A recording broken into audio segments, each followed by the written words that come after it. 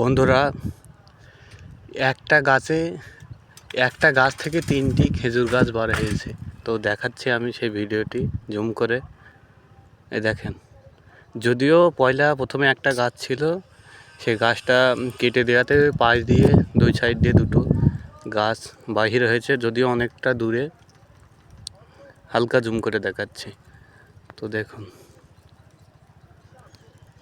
কতই না সুন্দর। এক কথায় আল্লাহ বা সৃষ্টিকর্তা চাইলে কি না করতে পারেন। যদিও রাস্তার ধারে রয়েছে এই গাছে, মূলত আমিও সাইকেল রাখি। তো আল্লাহর কুদরত, যদি কারিশমা, তিনি সব কিছু সৃষ্টি করতে পারেন।